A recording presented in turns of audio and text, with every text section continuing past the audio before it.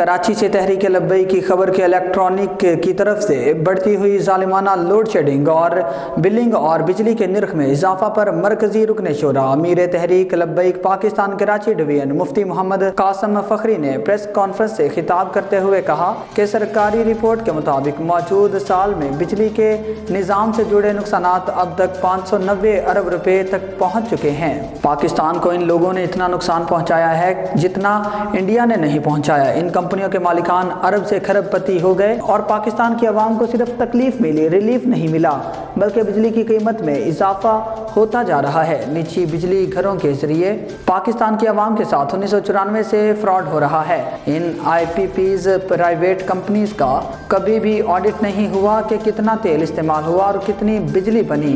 نیپرا ان کا آڈٹ کیوں نہیں کرتا؟ پہلا ظلم پاکستانیوں پر آئی پی پیز کا ٹیرف بڑھانا ہے۔ دوسرا ظلم کہ آج تک ان کا ٹیکنیکل آڈٹ نہیں ہوا۔ جب بھی ٹیکنیکل آڈٹ کرنے کی کوشش کی تو کورٹ سے اسٹے ہو جاتا ہے۔ نیپرا ان ریٹائرڈ پاور پلانٹر کو ریٹائرڈ ہونے کیوں نہیں دیتا؟ اس لیے کہ نیپرا میں جو افسران آتے ہیں وہ خود ریٹائرڈ ہوتے ہیں، اس لیے ریٹائرڈ پاور پلانٹ کو ریٹائرڈ ہونے نہیں دیا جاتا۔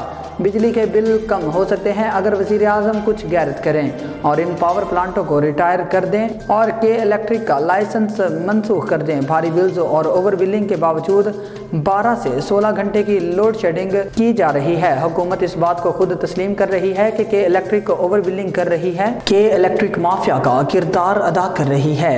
کوئی اس کو لگام ڈالنے والا نہیں۔ صدر سرکاری، وزیر اعظم شہباز شریف سب مل کر عوام کو بیوقوف بنا رہے ہیں۔ اگر کچھ دنوں میں کے الیکٹرک نے لوڈ شیڈنگ ختم نہیں کی تو پھر تمام تر صورتحال کی ذمہ دار حکومت ہوگی۔ پھر ہم بھی عوام کو نہیں روک پائیں گے، اس کے نتائج اچھے نہیں ہوں گے۔ پریس کانفرنس میں سرپرست اعلیٰ ٹی ایل پی کراچی علامہ اعجاز اختر القادری، ناظم اعلیٰ ٹی ایل پی کراچی مفتی محمد عمر فاروق قادری رضوی، ناظم مالیات ٹی ایل پی کراچی سلیم باپو اور مختلف اضلاع کے امراء بھی شریک تھے۔